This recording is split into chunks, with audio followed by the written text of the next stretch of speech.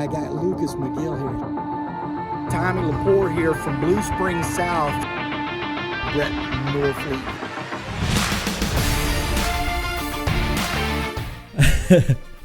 Hello, everyone. Welcome inside the Red Earth Production Studios for this special edition of YBMcast. We are taking our prep baseball talk on early this week because we have districts to play, folks. And as always, YBMcast powered by Game 7 Baseball, game7baseball.com. Coming off a big Midland Invitational weekend. It was a lot of fun out there. Had some great time talking to the kids.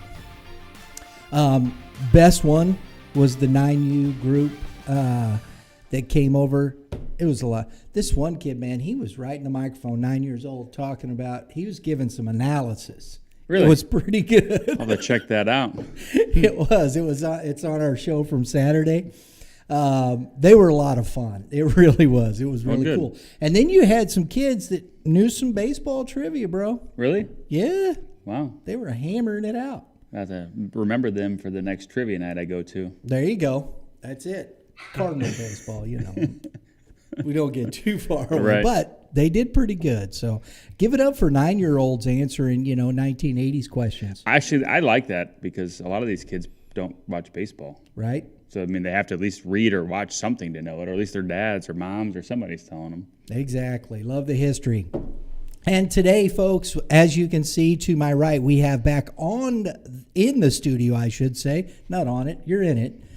Matt Shadow. How are you, buddy? Good. Good to see you. You too. And as always, the man with the knowledge, the guru, Kevin Moulder, Prep Baseball Report. Kevin, how are you, buddy? I'm doing great. We got district week. We got a fun 3 weeks ahead of us with Missouri high school playoffs. This is what it's all about here.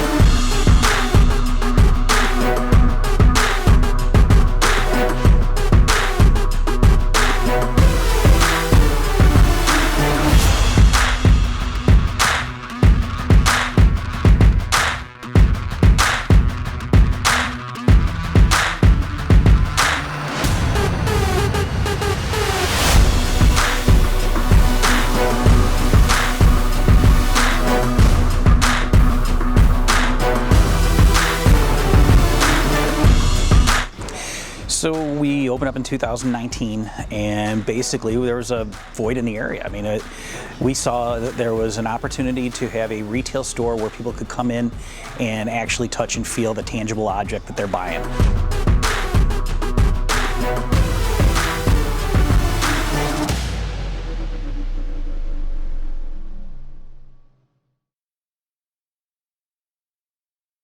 It is the big dance, and we're going to start Class 5 here today.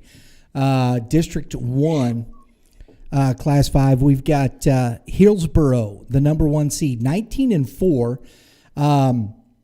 They're kind of under the radar as it looks to everybody there. The number 2 seed, of course, is Festus, the second-place finisher in last year's Class 5 championship. At 21-8, guys, I think this is where it's going to head to. I don't see anybody else really, in my opinion, challenging these two all the way to the championship. Are we picking? No, you. I know we definitely pick Class 6 because we have to show everybody how much we don't know. Like. I think Festus is going to come back out of this. I think I was going to pick Festus. I think they're the better team overall. Kind of a revenge tour. A revenge tour. I think they're going to get back. I think they have a good shot at a good run here. That's my thought process. I don't know much about Hillsboro other than the fact that they're 19-4. But here's where Hillsboro is, guys. 1, 2, 3, 4, 5, 6, 7, 8, 9 wins in a row to finish the season. With a win against Webster Groves, 3-1. Central, Cape Girardeau 14. They got a win there. They split with Festus, 2 close games. They lost 8-7 and won 7-6.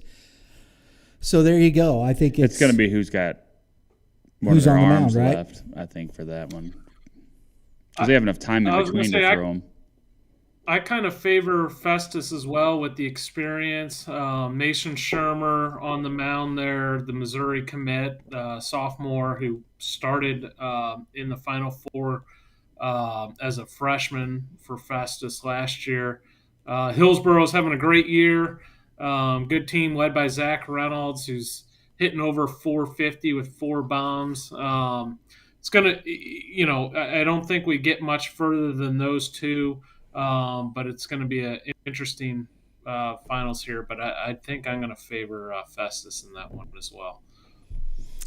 District 2, we talked about it a little bit last week, so we're not going to deal with that much. I think Clayton will be the one that comes out of that. Anywho, District 3, this one is interesting, I think. 3 teams that, of course, have stood out. We've talked about a lot. I think Parkway Central is the number 1 seed, with Rockwood Summit at 2, and Webster Groves is the 3 seed. Talk to me about your thoughts on this, Kevin. Yeah, I think this is a somewhat open bracket. I do like Parkway Central, especially in the top part of that. Webster Grove's been playing pretty good. We got to look at them at the Friday Night Lights game. I think they're going to have a pretty good shot to make a run here. This will be a fun district. Rockwood, a couple years ago, was in the Final Four. We saw them down in Springfield. Westminster and Lutheran South, both traditional powers, and those are your 4-5 seeds. So maybe down a little bit from previous years, but still programs with good coaches that know what they're doing. So pretty solid bracket here. And obviously Chaminade's clearly battle tested. They're in the MCC, so they're used to playing good competition. So, good bracket. Be interesting to see how this unfolds. But to me, this one's fairly wide open. I wouldn't be shocked by seeing a number of teams come out on top on this one. I feel like we pick Parkway Central every year in this. Yeah, and Matt, I want to ask you this question, because when I was looking through this, Rockwood Summit and Webster Groves, okay, they're Class 5 schools. Their records, aren't just jump off the page at you. But when I was looking at this, Rockwood Summit played 19 of their 28 games against Class 6 teams with 7 wins. Webster Groves, 18 of 29 games versus Class 6 with 7 wins. What does that do for those teams, man? I mean, well, it's the conversation we have with, Coach Perkins every year. It's just give me the best teams. I want to play the best teams. I want them to be ready to go for playoffs. And that's the same concept with Rockwood Summit and Webster Groves is let's play our schedule. Let's get the bigger schools who normally have more kids, who have better players in general from top to bottom. I think the hard part that those two teams are going to run into in this specific bracket is they have to play each other game 2, which is right the next day. When I look at these brackets and I pick and I'm normally wrong, but I always say when is the first game, when's the last game, and how many days are in between. And this one's pretty jam-packed. So you've got 17, 18, 19, 20. So you literally are going to play on the 17th, and then you're playing on the 18th. You get a day off. You play the 20th. Parkway Central has an easier route, so I would think that they would have more bullets left in the pen on the last day, where Summit and Webster Groves have to play each other game 2. So they're going to have 2 days where they're going to use some arms. Right. And then they get a day off, and then it's, okay, who do we have left to throw against Parkway Central? And Central might be the one team in this district that could look at their first round matchup and maybe reshuffle the deck with their starting rotation and maybe not throw their top guy in game one to get out of there with a win. I would think that the other schools are probably putting their best foot forward in game one. Central might be able to throw off, so to say, in that first game and save their 1 and 2 for the next 2 rounds. The one thing that I look at when I see this as well, I like Parkway Central's offense. They got the young man Sean King.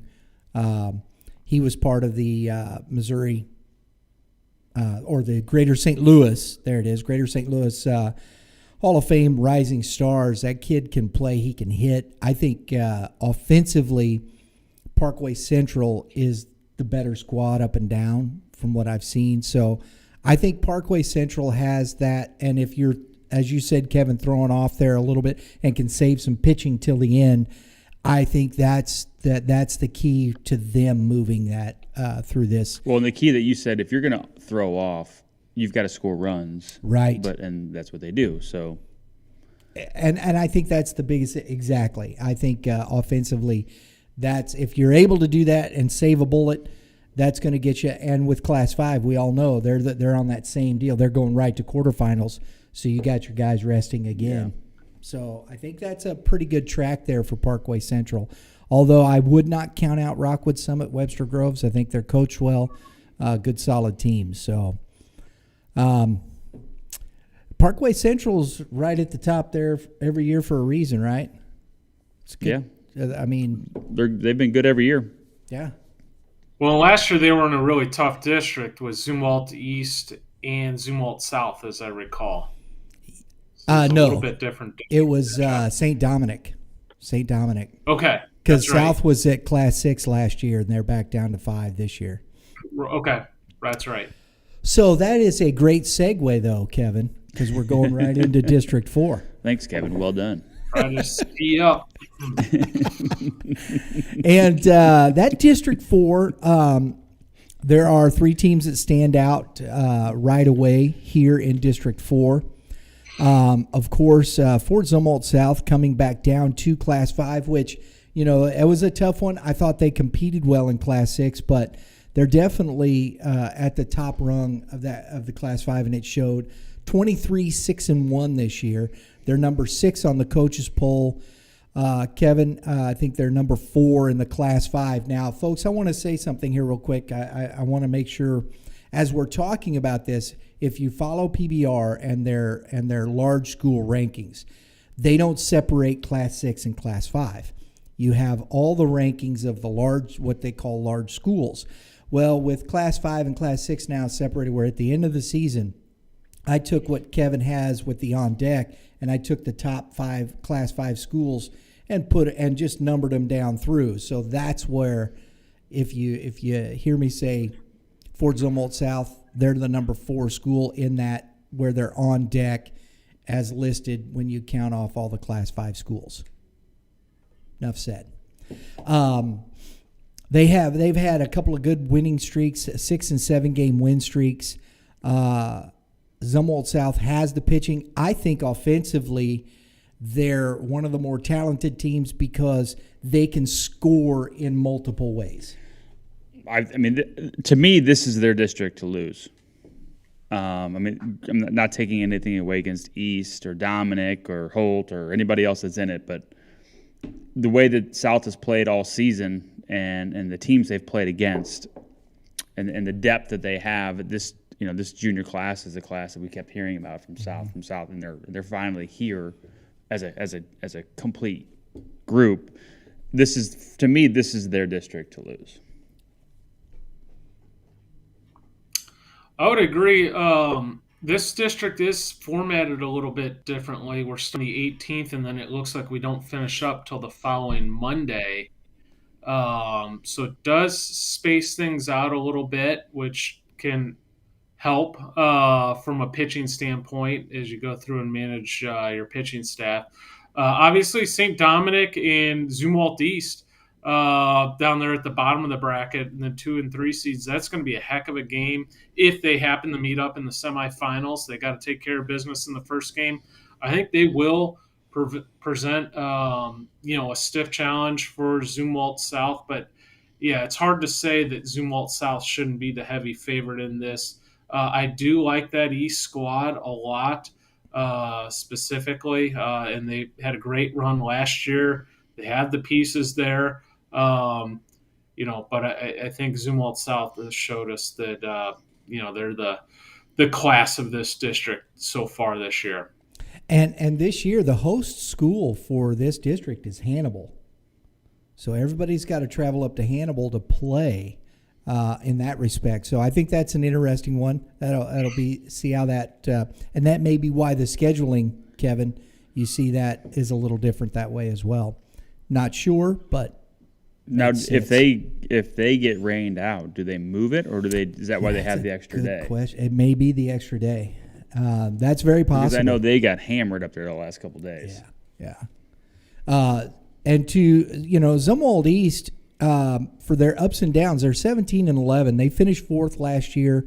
They beat St. Dominic twice, but Zumwalt South swept them. They're going to finish with Lindbergh today, and they're on a 3-game win streak. They've kind of righted the ship. I think we came out to that Zumwalt South game with them for the game of the week, and they had just lost Lucas McGill for the season with the arm injury. And I honestly think that really zapped them a little bit. I think that was a tough one. McGill's their emotional leader. The kid competes. He's just that guy. He's that grit. And I think he was that glue that kind of put that team together. And, and you could see they just didn't seem to have the same fire after the news came out. You lose a gun like that, that's pretty tough. 100%, and you need all the arms you can get come district play. So it's gonna be tough. Now they do have some nice pieces there offensively, and have had a nice season. So we'll see if they can. It looks like they've regrouped and put things back together for district in time for district play. So it'll be fun to see how this plays out. Got to give Jackson Carter. He's kind of gotten himself back on track, but I got to give him a shout out. He just set another state record at Class 5, 10.6 in the 100 meters. I saw that. That's wild. And he's blowing dudes out on the track. He's winning by a large margin. It's pretty impressive. And I don't believe he has ever run track until this spring. I know that for a fact because I talked to him. He said this was the first year he's run track. So do they sign off on him letting him play both sports? Yep. Is that what they did? Yeah, gotcha. they did. Yeah. So I thought that I love it. I think that's impressive, man. 10.6. He can fly. Oh my goodness. So big ups there. St. Dominic, guys, 13-9-1 to finish this out. Holt, the 4 seed. They've struggled, but you can't count them out just with the 2 arms that they're going to send to the mound with Hosack and Edgar. That's my thought process. So I think that's going to be a tough out still. Yeah, I mean, South can throw somebody against them that's going to be decent enough or good enough to compete against one of those 2 arms. Because you have the kid Hankey, right? You have Carter. You've and got Cox. Hankey. Yep. Carter, Cox, Hankey. There's another arm I can't think of off the top of my head right now. Kevin knows, I'm sure. It's a really good one, too, though, with Hankey and Cox to kind of pave the way there for South. But you're right. With Hosack and Edgar there at Holt, that will be a tough out, whoever they match up with. So I could see Hankey throwing the first one and then Cox throwing the next one. I mean, the good thing about Hankey is Hankey's going to pound the zone. And he can spin it for a strike. Cox has a good arm, but as we've seen, when he's on, he's on. When he's off, he's off. Yeah. So, but they may throw him first one and save Hankey for the game 2, and then you can bring Cox back for the finals. We'll see what they do. I think I think East has got a tough one. North Point's not going to be an easy out. They got some guys. We saw them on our Friday Night Lights. They can swing the bats. They've got some arms. Still a little young. Still learning how to win games and things like that. Love the coach over there, doing great. So I think this District 4 is solid. But the one that really stands out to me, there's two. These two that we're going to talk about here in Class 5, I think are where you're going to find that next level. Now, starting with District 5, the top 5 seeds are good teams. They're just really solid baseball teams. You got Washington at the number 1 seed, 24-8, number 5 in the coaches poll. You got Elias Catholic, 20-6, number 7 in the coaches poll, number 6 on deck with PBR. Francis Borgia, 20-5, number 9 in the coaches poll. They're 7-3 in their last 10. You got Jeff City, 16-13. They're number 5 on PBR's on deck in Class 5. 19-10 Pacific is the 5 seed. They're 7-3 in their last 10. So this is no walk in the park from the get-go. You're going to have to come out and play some baseball, especially that 4-5 seed, Jeff City Pacific. Just to get to the next round, it's going to be tough. This is a big boy district for sure. This is in that I'm fired up. I think I will take that game in. Jeff City Pacific. That's going to be Jordan Martin, the Arkansas commit sophomore, versus Jake Collider, the junior lefty for Pacific. So that's going to be a big time matchup there on the 17th on Tuesday. And this, for my money, this is probably the number 1 district in Class 5 in terms of strength and depth. You got Elias Catholic and Borgia and Washington, and for my money, those could all be, and even Jeff City could all be ones in another district. So this is going to be in Pacific as well. Could easily be a 1 seed in a different district. So this is going to be, there's 5 teams in here that could easily win this district, but whoever wins it won't do it easily. I'll say that, if that makes any sense.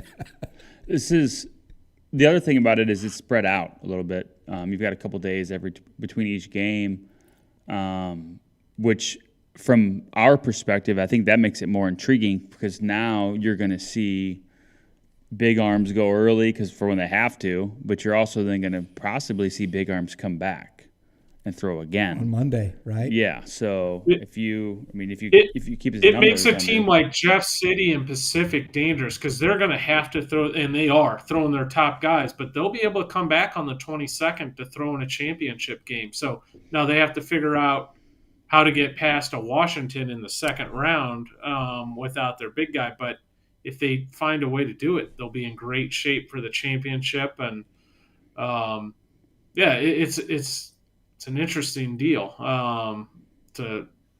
That's why these coaches get paid the big bucks, they say, right? And let's not forget here, Union down here is 15-8. They've had a solid season. They're hosting it. And they're hosting, exactly. So, I mean, this is, we talk about District 8 in Class 6 being the district of death, and I think this one might be, Class 5. There's so much depth in this one. I think this is going to be the fun one to watch. And I like what you said, Matt, because the semifinals are on the 19th. Right. I love that. And I think that's all right, especially since you're going right into quarterfinals anyway. You can stretch this out. This is what Kevin and I were talking about on the last. I'll get your thoughts on this. Kevin and I, we solved it all the other day. Here we go. Let's hear this one. District, double elimination district play. Okay. Thoughts on that? I think it would be good.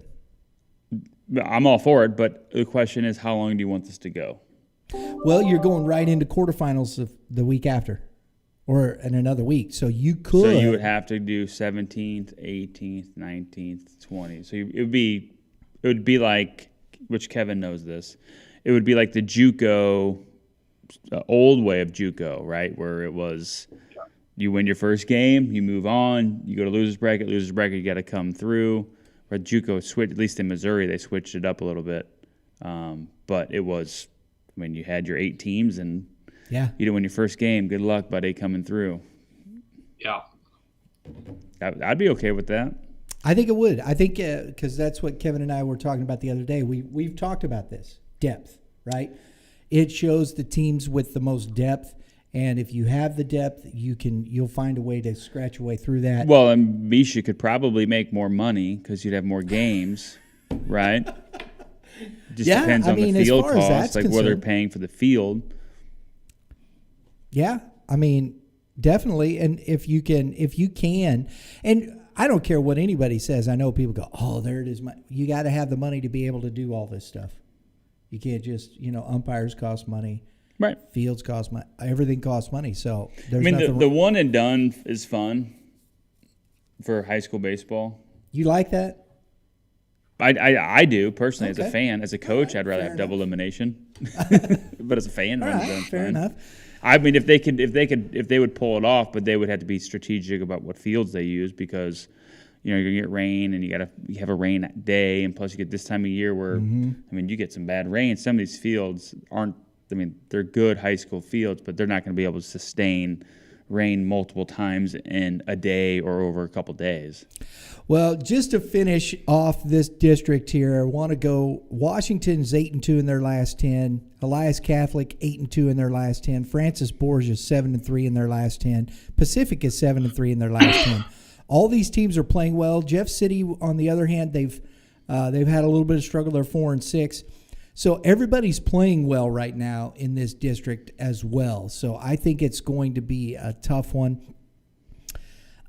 Just from a GAC standpoint, I think it would be cool to see Washington come out of this, but I wouldn't be surprised to see Elias Catholic get through this district. That's my thoughts to it. Or Jeff City, or Borgia. Right? I mean, just pick them all. They're all going through. District 6 is the next one on the list here that's going to be you got 3 of the top teams in Class 5 in the state set to go off here. Of course, the 1 seed Willard, number 3 in the coaches poll, finished 3rd place last year. 14-game win streak in this season. They're 9-1 to finish the season. Their only loss, guys, is to Rockbridge, 3-1. That's pretty impressive. So if the last one was the deepest, I think this one district's the most top-heavy. The Willard, Camdenton, Glendale, and those are big-time heavy hitters. And if you're ranking the Class 5, I mean, it'd be hard to say those aren't, 1, 2, 3 in some sort of order. In fact, the coaches poll has one order, and this district seeding has another order, which is probably fair because I think you could shake it up and just roll it out, and however it lands is probably as good a guess as any. But this is some heavyweights at the top of this district. So. Camdenton has the big arm with Cade Durnan. This is going to be a fun one to watch. It's going to be the hard part for Camdenton and Glendale is they have to play each other, assuming they get past the first round. Yeah. And it's not like Branson or West Plains is just going to give up to Willard either. But you're talking about back-to-back days. So Glendale and Camdenton have to save somebody for that game. Because from a coach's perspective, it's like, well, let's just get through the first game and then we'll deal with the second one. I get it. But if your goal is to win the whole thing, you need to have another arm ready to go first game And then push comes to shove, you got to throw your big dog and to close it out just to make sure you win, and then knowing he can come back a couple of days later and hopefully you can scathe by the second one. But these two have to play each other second round, which, again, this is a tight squeeze. I mean, you're talking about 4 days, 3 games in 4 days. So, I mean, I like Camdenton. I like them a lot. I just don't know what they're going to have by the time they get to the 19th to play against Willard, assuming Willard gets there. You know, that's the question when you break these down. It's not necessarily who's the best team. It's who's left when they go to play each other. The Valley Catholic is 9-1 in their last 10. 2 losses. They've had 2 losses since April 21st. One is to Valley Catholic, who's a really good baseball team. And they lost that in 8 innings. It looks like something got away. They lost 8-1, but it was in 8 innings. So it was a 1-1 tie, right? And something happened. And they lost to Kickapoo 1-0.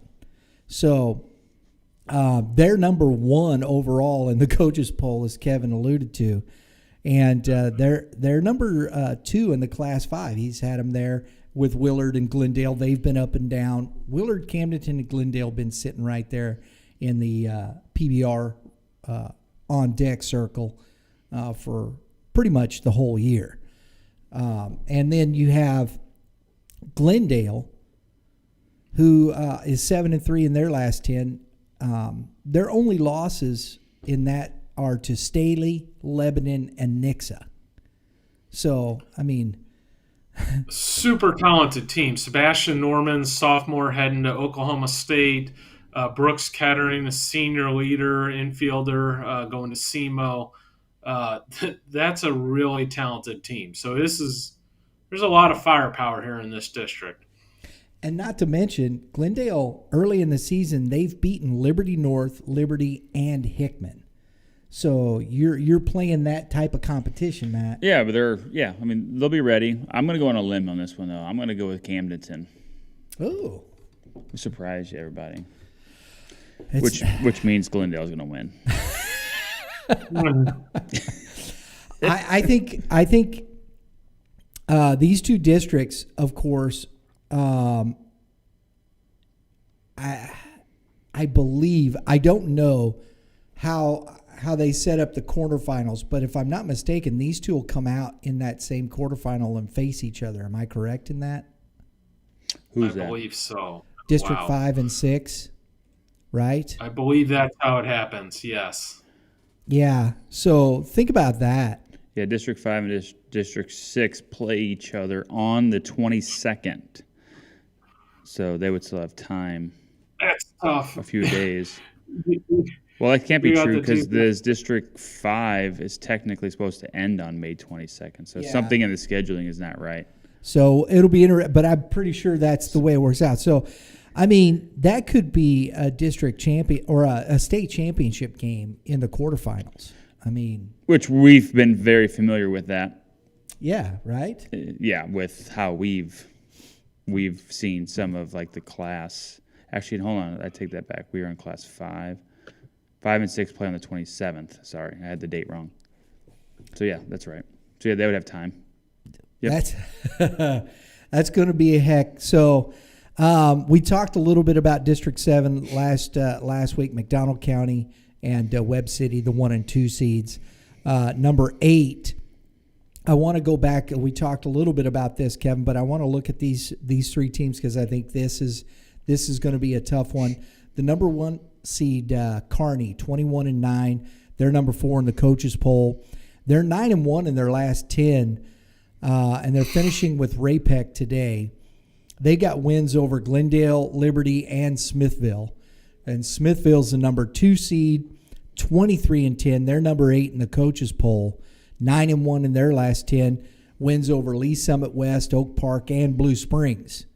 And then, of course, the defending state champions is the 3 seed. They've struggled a little bit down the stretch here, 17-18. But you've got 2 really good Class 5 teams here with Kearney and Smithville. Oh, absolutely. This is going to be another good district with the defending champion. But I like that Kearney Ball Club a lot. I think it might be their year for this district, but we will see. But there is it's another top heavy district here. Yeah, absolutely. And Smithville, this is I see them every year at the top of their districts. They're putting up wins, so this one ought to be interesting to see as we move forward in that respect as well. So that's Class 5, guys. We're going to roll into Class 6 here. Jump right into this District 1, and all due respect to Seckman and Melville, Jackson is riding a 13-game win streak, and they've had one loss to Lafayette since April 11th. They are 20-1 since April 11th. It's a good streak. You think? We saw Jackson out at CBC. They can swing the bats. They've got the arms. With as well as they're playing, I really do think this team has. I mean, of course they do. But this is a team that I believe is definitely, I think, going to get out of this district. Like I said, all due respect to the other teams, Melville, Seckman, but I think Jackson is just heads above these guys. I would agree with you. I wouldn't sleep on Lindbergh. You never sleep on Lindbergh. They always just have kids there that are good. And Seckman, obviously, but I would be shocked if Jackson didn't come out of this. Kevin would. So the scary thing for Jackson is they're the clear-cut favorite. Depending on how Lindbergh plays it in the first game, they could be staring at a Dane Bourne matchup in the second round with Lindbergh there, the Tennessee commit, one of the best pitchers in the state. Now they'll be able to answer. They have their own guys, and I'm guessing J.P. Sauer would draw that game, the Tulane commit for Jackson. So it's not like they don't have their own guys, but that one would be a tough matchup. And then I like Melville a lot to maybe come out and advance to the championship. They got a two-headed monster here with Colin Maloney, the big right-hander going to Arkansas State, and then Jace Mayberry has been pitching really well for them. So they have a nice little 1-2 there. But, yeah, it would be hard to say that Jackson isn't the heavy favorite. They can swing the bats. They got pitching depth. They've been battle-tested. They've played great teams all year. So this is going to be all eyes on Jackson for sure. So then we're going to roll into District 2 here. Here's another big one right off the bat. Number 1 seed, of course, Eureka. Number 5 in the coaches poll. Number 10, I think you had them in the PBR. Now the PBR rankings, the new ones, will be out today as well. So these are all based on last week. So folks, just so if that is incorrect, Eureka's up to number 9, but yeah, they moved up one spot. But yes, they've been right there, kind of in the back of the rankings a lot. They're 9-1 in their last 10, 15 out of 16 wins since April 22nd. Vianney, of course, we've talked about. They're number 6 in the coaches poll. Number 7. They might. Are they up, Kevin? Vianney, they were number 7. I believe they're in the exact same position. 28-5, 8-2 in their last 10. Good wins over Zumwalt West, DeSmet, CBC, and Marquette. You've got Lebanon, 23-8, 9-1 in their last 10. And then Marquette, who is sitting at the 4 seed, 17-10-1. They're 3-7 in their last 10. They're kind of limping into the district play. So, guys, where do you see this at? Initial thoughts on this is obviously because we kind of chatted about this off air. Pulling up like Vianney's roster, they're young, right? Does that take effect as they get through some of these games? Now, granted, most of these kids are used to playing a bunch of games in a short period of time because that's what they do all summer. But you're playing 17th, 18th break, 20th, which I think bodes well for Eureka, the 1 seed. Vianney, obviously the first game, I think they're okay. Second game's going to, be a little tougher, back-to-back days. It's just where are they? And they've never gone through this. It was the old CBC story a couple years ago that we chatted about where they had all those sophomores. And eventually it was just, who's the person? I'm not saying they don't have senior leadership, but time will tell, I guess, whenever they start playing in a couple days. But lace them up. Yeah, but like you just said, Eureka's 91 of the last 10 and 15 out of 16 since April 22nd. And I don't care who you playing in Class 5. I mean, eventually you have to throw everybody you have, right? So you're still winning games. Yeah. So kudos to them for that. That shows depth, doesn't it? And they're going to be tough to beat. So which means they've got the depth to get through the first 2 days. And Kevin, here's these 2 matchups here, the 4-5 and the 3-6. I could see Lafayette and Parkway South coming out of those. Oh, absolutely. Parkway South is sitting there with LSU commit Brady Kellenbrink, the left-hander. They got Eddie Ahern. So they got a really nice 1-2 punch. They also got Edward Uschel back off of ACL surgery, hit a walk-off game-winning home run last week in his first week back. So they're going to be tough. This, to me, is maybe the most wide-open district in Class 6. Parkway West hadn't had a great year. In fact, down for their standards, but they're going to run out Mason Benno, I'm guessing, in game 1, which will provide plenty of a challenge for Vianney. Vianney's had a phenomenal year, as has Eureka, as has Lebanon, and Marquette and Lafayette. Lafayette just pounded Eureka a week or 2 ago. And that's Eureka, and that's not Eureka's 31-3.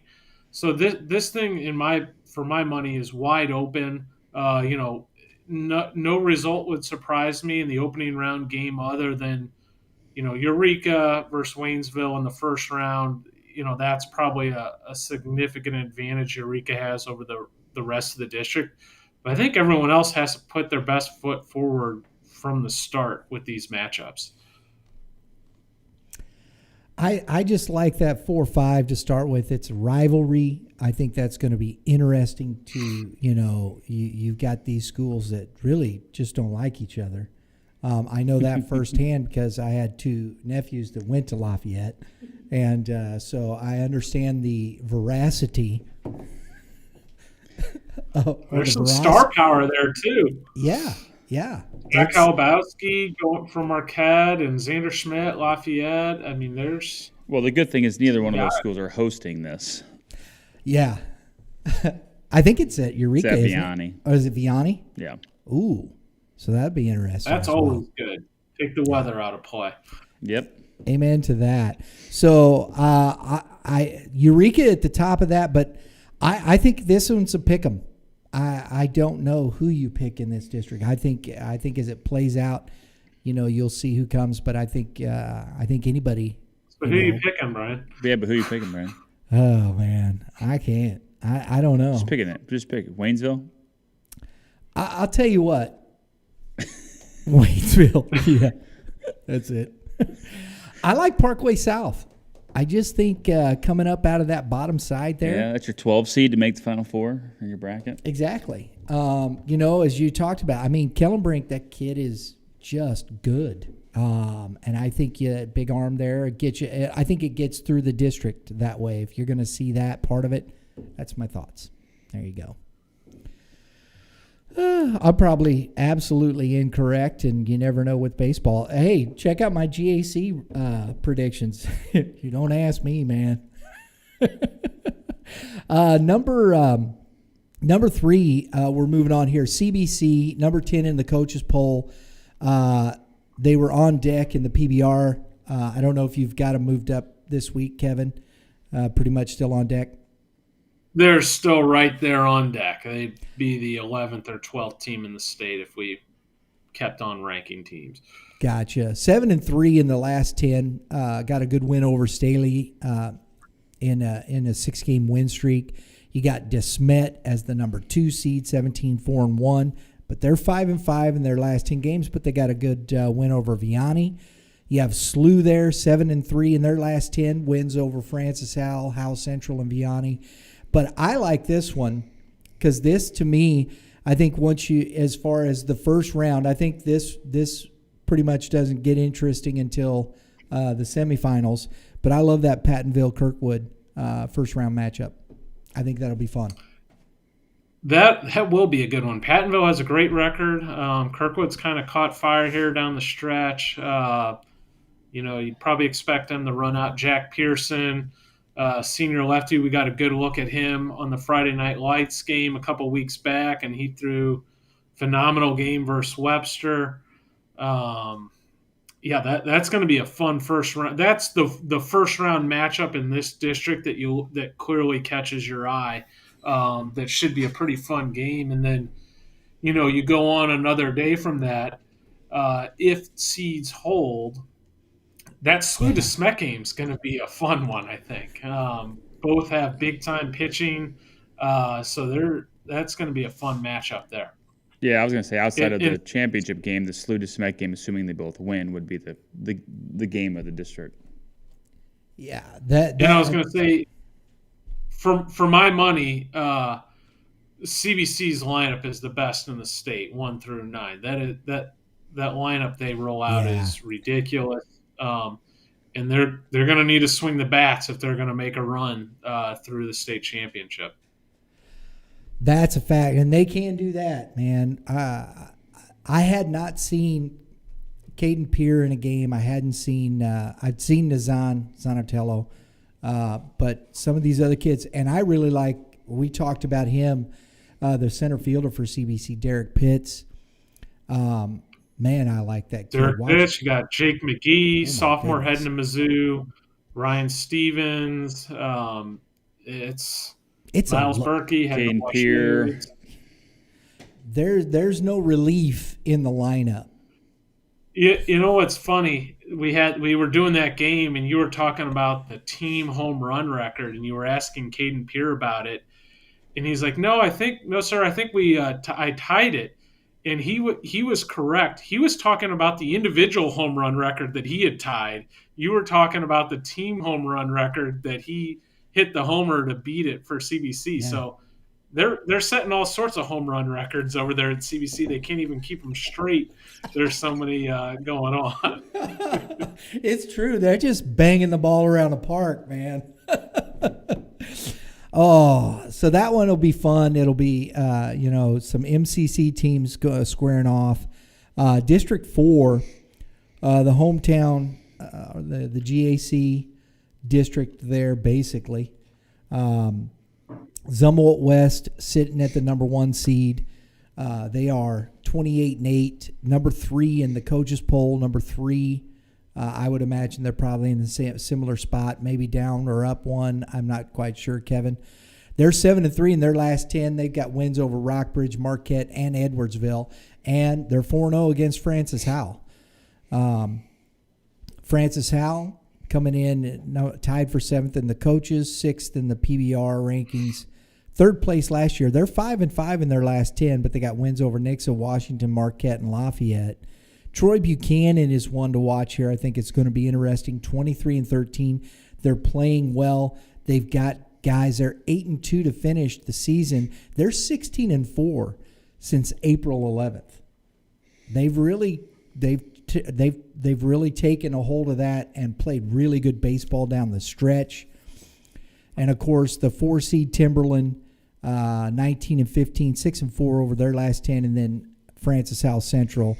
They've had a tough stretch to end the season.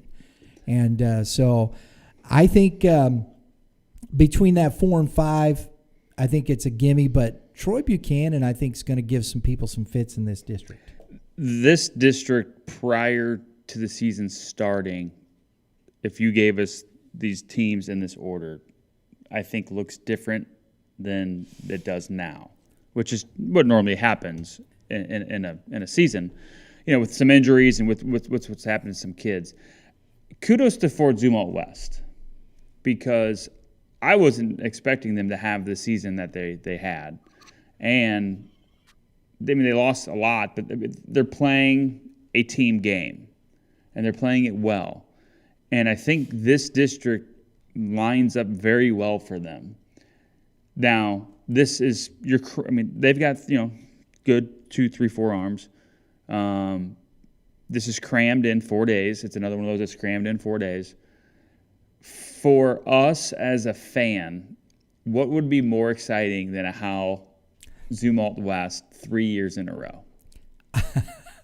I mean, you witnessed the last 2. I know, man. I mean, it was, and it could easily happen. I mean, I think with the matchup in the first round for both Howell and West, I think this Troy Liberty game, I think this is the game to really dictate what's going to happen for Howell moving forward. Because I think if Troy can get past Liberty, I think they're a little deeper maybe to where they can kind of give a Howell a game. I think if Liberty gets past Troy, I'm not sure what they have to match up well against Francis Howell. Right. Where Central and Timberland, I think their first game is, they got to throw their dogs. I don't know who they have left to really compete with West. Well, when Bennis went down, you're dealing with Liberty. You're dealing with Schnurbush and Aiden Cole, and we saw Aiden Cole just really mow through Holt. Solid hitting team, but they have those 2 arms. Ryan McDonald for Troy, he threw a no-hitter against Timberland here recently, and so I got to look. I should have. That's my fault. What's behind Ryan McDonald? So that's where you have that interesting thought process and pitching depth for Troy and Liberty coming out of that to face Howell and what you're going to do. Well, and Schnurbush is actually, his last few outings have been quality starts. He's come a long way since the beginning of the season, which is great for them. But just from my perspective as a fan, the Howell Zumwalt West game, that gets chirpy. It's intense. The fans isn't it? get crazy. To me, that's the game. And the activities director is over there going, yes, everybody calm down. Can we get this game over with, please? Just can't end fast enough. I agree with Matt. That would 100% be the most intriguing matchup. I think Troy's going to, sitting there saying, wait a second, we beat both of the 1 and the 2 seeds this year, so don't count us out. That Timberland Howell Central game, it's going to be a heck of a game. You should get SLU commit Jackson Yarberry versus either Lane Harris or Braden Rubel. They got a great lefty 1-2 punch there at Howell Central, which has also beaten Zumwalt West this year. So, there's a couple things there, but if things hold, if the seeds hold, that's going to be a fun one, and that's a Ali Frazier type bout there for sure. If we can get a West and Howell, and they've both those teams have made it to the Final Four in the past 2 years, so this is going to be a fun one to have an eye on. Well, and Troy's hosting. So. Yeah. So out there on the turf again, avoiding weather issues, and I think that's fantastic. I love that. And they got lights, so you can play under the lights. There's all kinds of pluses out there for that. I'll tell you guys, West just they play just solid baseball. They don't make a lot of mistakes. If you're going to beat them, they make you beat them. And then they got the freshman system. They have the arms there in depth wise. They're rolling those kids out. You don't know about a lot of them, but if you want to watch some base, go watch the Nolan system. That kid is for real. Freshman starting there for West, which is a really good team. And that's what we've seen. It's always interesting, the talent. We've seen this with Hal the last few years, those freshmen coming up now, they're, juniors, sophomores, and things like that. West seems to do that. You had Nick Alagna starting shortstop as a sophomore last year. They find these kids that just kind of glue those teams together in ways that just keep them moving forward. Now, didn't they move him to second? Is Sisson back at short now? I don't know that. Right? Yes, Okay. they have. Yeah. Yeah. It's not like they're batting this freshman ninth and playing him, hiding him in left field or at second base. He leads off or bats third, and he's playing shortstop now. So Yeah. Yeah, and he was at second base, Yeah. Which I think that's a better fit. Really well. Yeah. He's handling it really well. There's just some of those kids, you just see it, they're not overwhelmed by it. Right. They know they belong there. So, all right, that's District 4. Who you Let's. taking, Who are Brian? you picking, Brian? Huh? Who are you picking? Who am I picking? Yeah. Oh my Yeah. goodness! You have 5 seconds. Oh, let's take the. I think West is going to come out. I just think they're. I think they're defensively all three solid. of us should have taken Francis Howell Probably. just to make. And then Coach Troy P mad. Buchanan's going to come Yes. out and win it all, and then we'll all be just like, "Well, we didn't see that." There you go. Anywho, they didn't do it last year. They did the year before. Didn't do it last year. I think. I love Kenton Deverman. That kid is just. I love to watch him pitch. That is a lesson in pitching Yeah. he's at good. a very young age. So let's move on to District 5.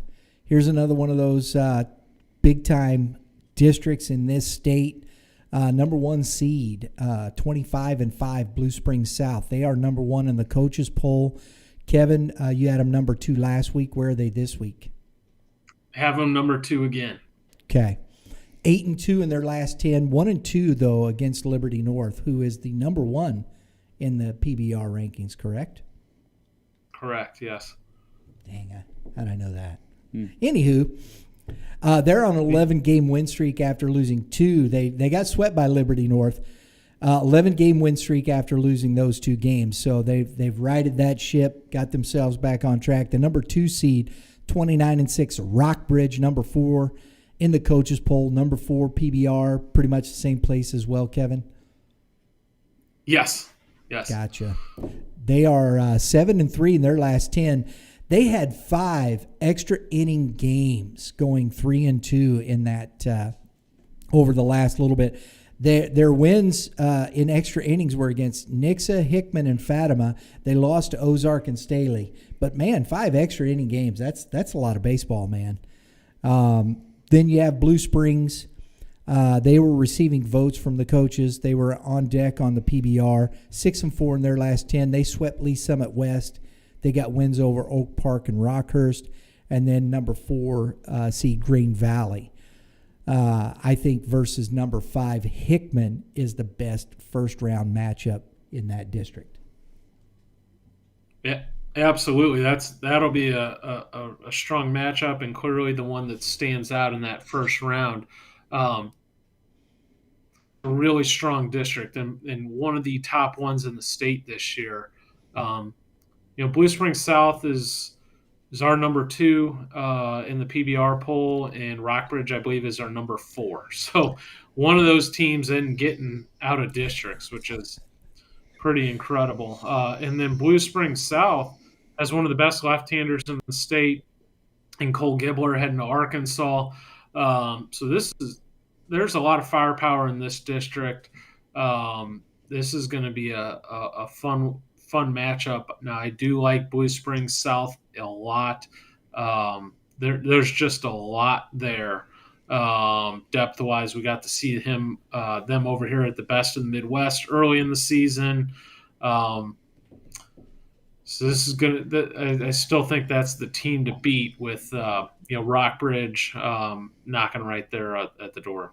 Yeah, they got a catcher. They've got a good catcher in Cole. Is it Chase? Cole Chase. Chase. And then Yeah. Trenton Roller righty going to Mizzou, which, they're seniors. So Yep. my thing is with them, they've got the senior leadership in key spots. Obviously, they're one of the best teams in the state.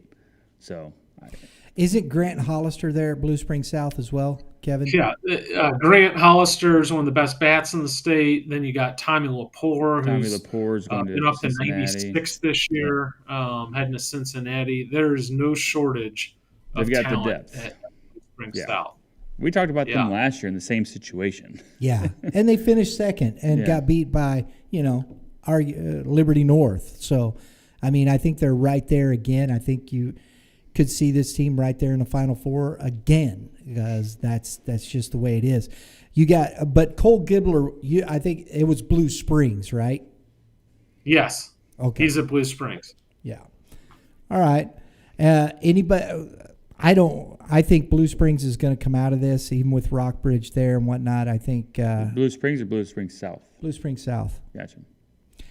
Yes. See, I did the same thing.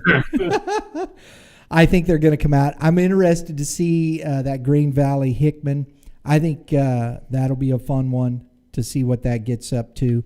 Guys, District 6. Here's one that to me is interesting.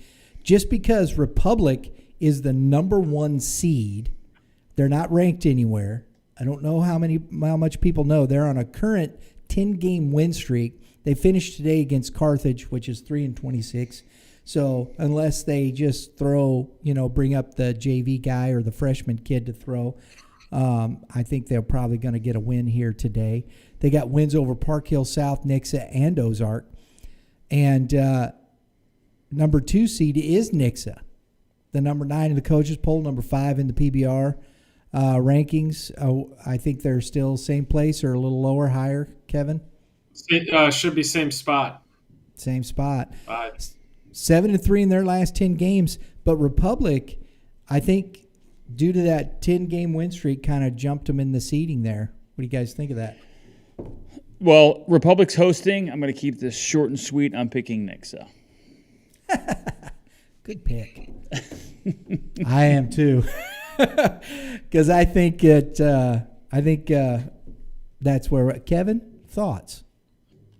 Yeah, I've been surprised by some of the seeding stuff, but yeah, Republic's had a great year. Nixa, just a lot of talent there. Have some good young players in the sophomore class. Caden Cloud's a guy to watch. I kind of favor Nixa in this district. There's some traditional powers there. Kickapoo's not as strong as they have been in the past, but it's still Kickapoo. They're still a really strong team. They're a team to watch. Ozark's having a really solid year as well, but I think it's Nixa and Republic are the 2 main ones to keep an eye on in this district. And we got to remember, Republic came out of this district last year.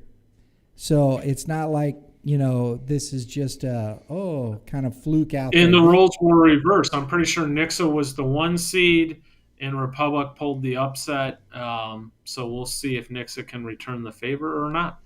There you go. And I think that's for real. So it's interesting, as you said, some of the seeding, who's voting for who. That's basically what it boils down to.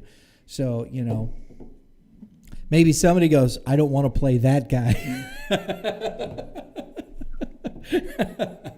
And you never know. So I think that's going to be an interesting one as well. Hold on. There it is right there. And I think it was here that I was looking at this. I want to do this real quick. No, never mind. That wasn't it. District 7, we spoke a little bit about this last week, Kevin. Lee Summit West is clearly the top team in this, and they are the number 1 seed. Rockhurst, I think, could pose some pretty good threats. They got, the young man Evan DeMario on that squad. I know of him. I'm not quite sure of the rest of that squad. But Colton Wemhoff's over there, had a senior bat heading to KU as well, so they have some pieces. And I think that could give Lee Summit, and when you look at this across the board, Lee Summit, they're 16 and 18 as the 2 seed. Lee Summit West, we talked a little bit about them through the season. They're pretty much the favorite here. And I see them coming out. There you go. I'll agree, and I will go ahead and I will pick Lee Summit West as well. Although I wouldn't mind watching that Ray Moore, Peculiar, and Rockhurst game 1 though. Right. That could be a fun game.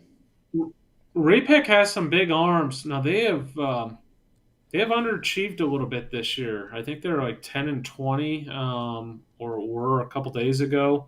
You're correct. Sure. But they do have some big arms. There's arm talent there. They just haven't seemed to put things together as a unit.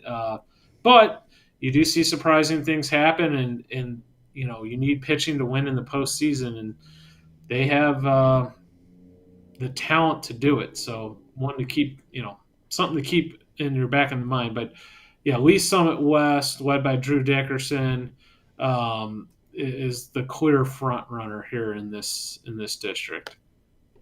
Let's move up here to the District of Death, as we've called it in the past, District 8. And I think when we look at this one, clearly number 1 seed, 28 and 7, Liberty North, the defending 6A Class 6 state champs. They're number 2 in the coaches poll. Blue Springs South had the number 1 seed in the coaches poll, so they were a little flip-flop there. But it's 1A and 1B, in my opinion. I think these teams, although Liberty North has gotten the best of Blue Springs so far this year. They're 7 and 3 in their last 10. Liberty North is 19 and 4 since April 3rd. Then behind them, seed number 2, 23 and 13, Liberty. And then they're 7 and 3 as well. They've lost. They're got a couple losses in that 7 and 3 span to Liberty North and Blue Springs South. They won the 2021 Class 6 championship. Staley 21 and 13. They're 6 and 4 in their last 10. They got good wins over Blue Springs South, Park Hill South, Rockbridge, and Glendale. And you've got number 4 Park Hill South, which is on PBR's on deck. All 3 of these teams below Liberty North are in the on deck on PBR. They're playing number 5 Oak Park, which is 22 and 10. So again, you have a clear, tough, that 4-5 matchup. Man, if you're in that 4-5 matchup in a lot of these districts, that's a tough game. It is. I mean, Liberty North has names that we've been saying, I feel like, forever. The Tate McGuire, right? I mean, that dude's name has been said forever. Ty Wisdom, we've been saying that kid's name forever. I think right? you're going to say it again next year too, right? No, they're done. They're done? They're Okay. done. But that's the point. Oh, Jonas and Trey Snyder aren't, though. Jackson Downing. They've. This is obviously you have to knock the top dog off, right? And I think it's hard to do that this year for that team.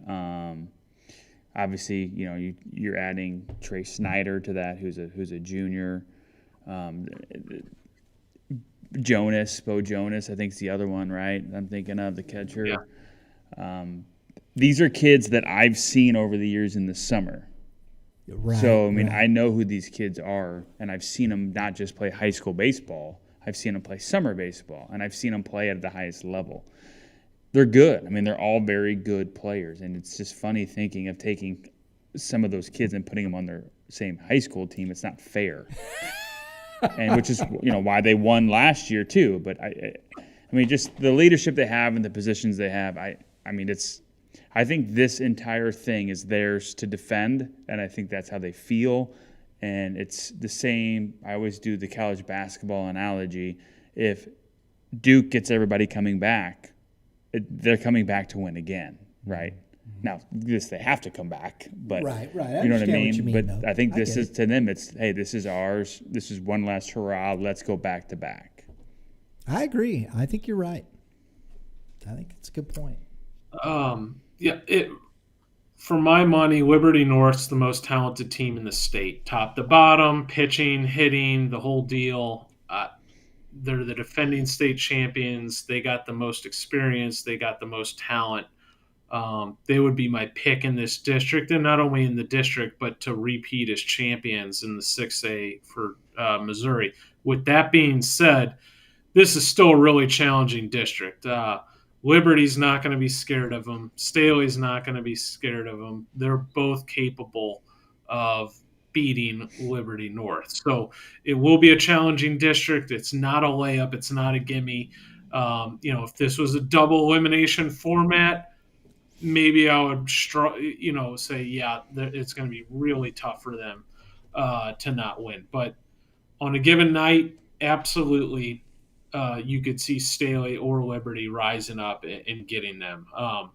Now, if I have to pick, like I just said, I would take Liberty North as my pick to win the 6A state championship. But it's not a walk in the park for these guys.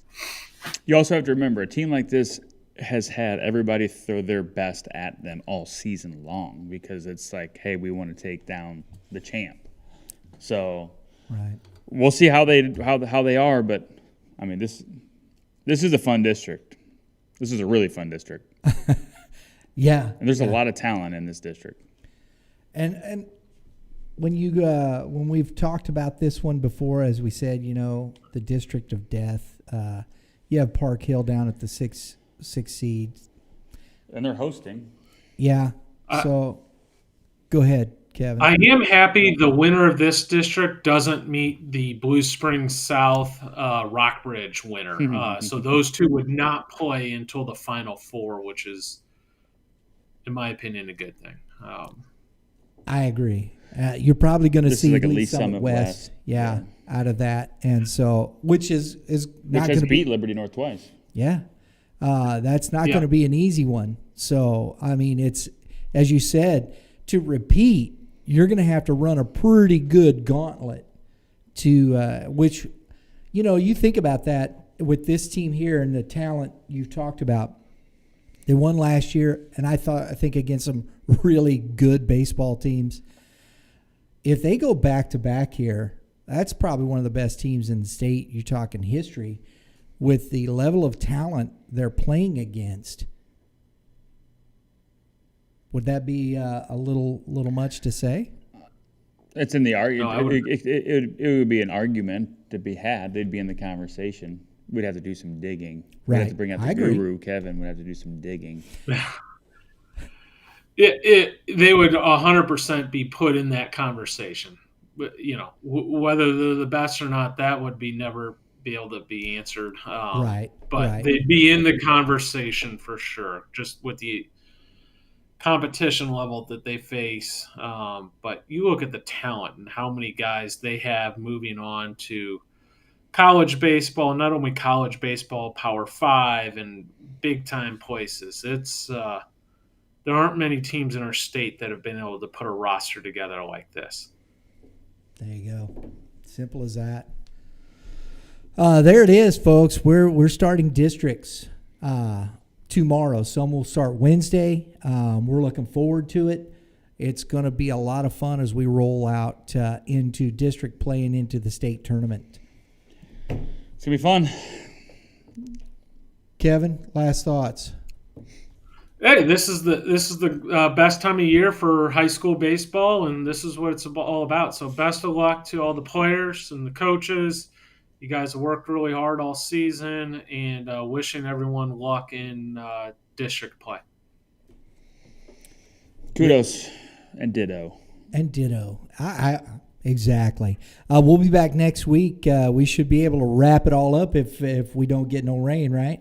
I think we'll be fine. Yeah. So, and we'll be back next week to see if we were right or we were wrong. Yeah, right.